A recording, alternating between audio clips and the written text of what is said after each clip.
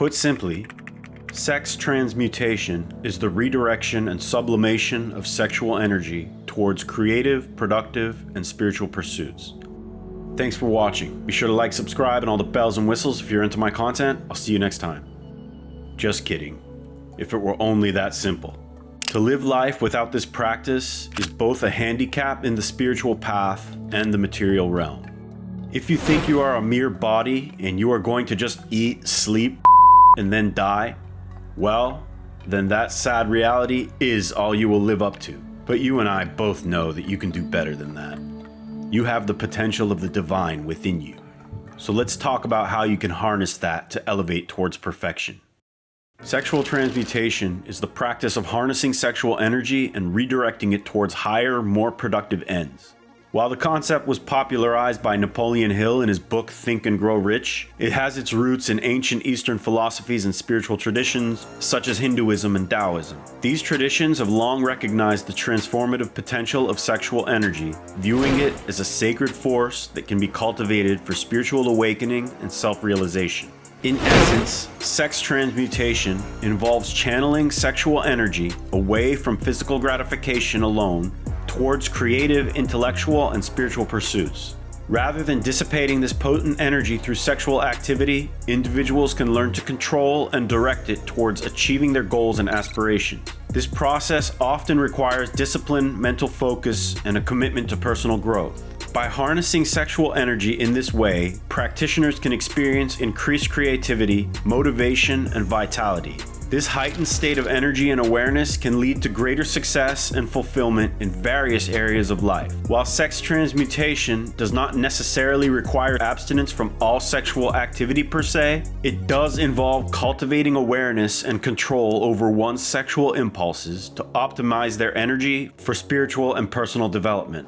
There are two primary paths of sexual transmutation and retention that we teach and condone: Akhanda brahmacharya and Taoist retention. Akhanda brahmacharya, rooted in ancient Indian spiritual practices, involves the complete sublimation of sexual impulses in word, thought, and deed. It emphasizes purity and control over one's desires, aiming to redirect sexual energy towards spiritual pursuits. In contrast, Taoist retention, originating from Chinese Taoist philosophy, focuses on maintaining a balanced sex life through predefined ejaculation frequency schedules, orgasming without ejaculation, and the sublimation of sexual urges that occur between sexual encounters. Interestingly, the principles of sex transmutation are not exclusive to men or dependent on the presence of semen. Women can also harness sexual energy and achieve similar results. Just as men can redirect their sexual energy towards higher pursuits, women can also channel their reproductive energy towards creativity, vitality, and personal and spiritual growth. This demonstrates the universal nature of sexual energy and its transformative potential for individuals of all genders. Throughout history, both men and women have harnessed sex transmutation practices to not only thrive in the material world, but also to reach profound spiritual heights. Their journeys and teachings continue to inspire countless individuals seeking a deeper understanding of life and existence. Swami Vivekananda, a prominent Hindu monk and disciple of Ramakrishna, is renowned for his role in introducing Indian philosophies of Vedanta and yoga to the Western world. His profound spiritual insights and practical teachings aimed at personal and social upliftment have left an indelible mark on both Eastern and Western societies. The Swamiji emphasized the importance of selfless service, meditation, and the pursuit of knowledge as paths to spiritual enlightenment. His famous speech at the 1893 Parliament of the World's Religions in Chicago began with the words, "Sisters and Brothers of America," instantly resulting in a standing ovation, thus demonstrating his message of universal brotherhood, the spiritual unity of humankind, and his ability to energetically captivate. Later, he described to disciples at the Belur Math that the power to command such attention could come to all who observe brahmacharya unbroken for 12 years. Isaac Newton, renowned for his groundbreaking contributions to science, possessed a profound interest in spirituality and alchemy, intertwining these pursuits in his scientific endeavors.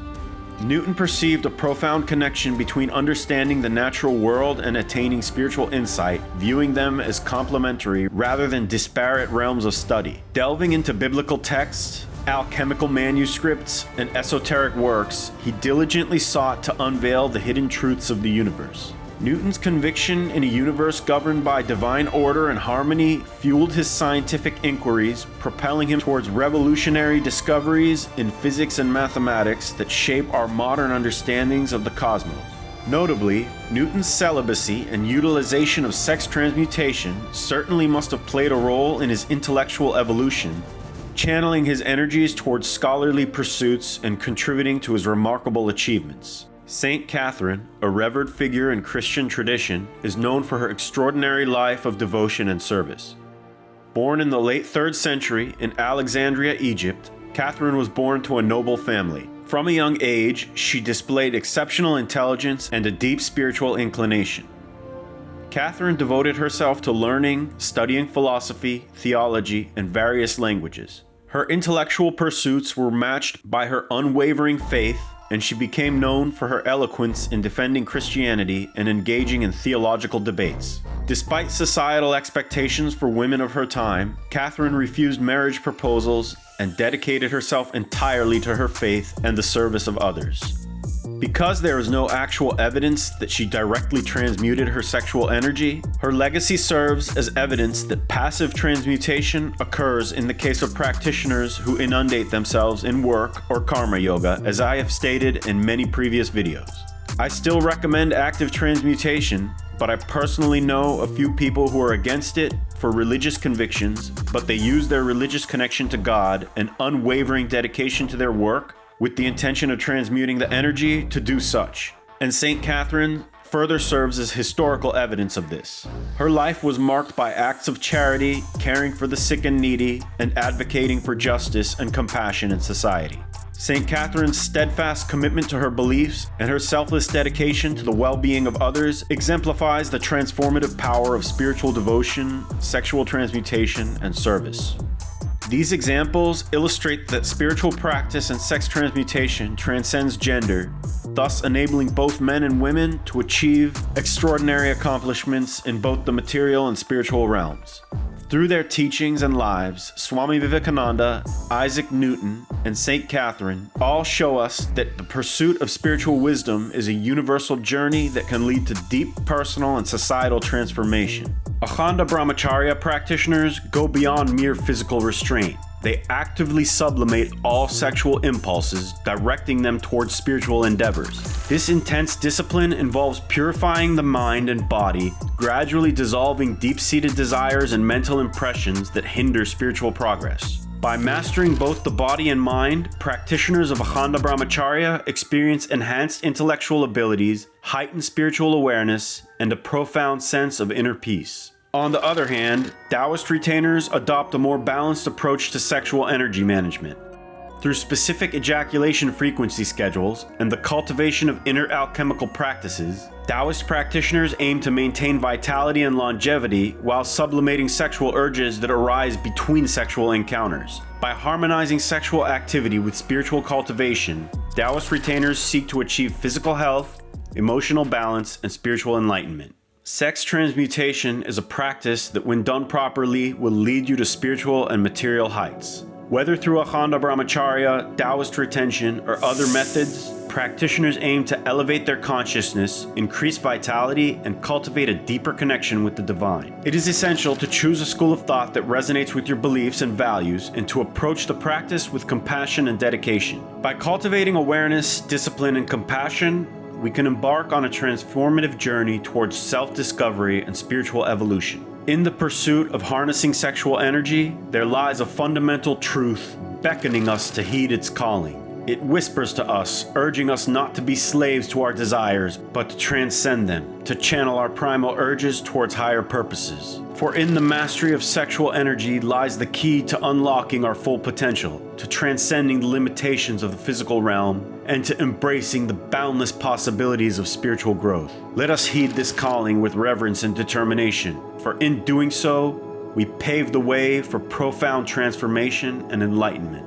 May the divine shine its grace upon us, illuminating our path with wisdom and clarity. May we find the courage to overcome challenges and obstacles, and the resilience to persevere in the face of adversity.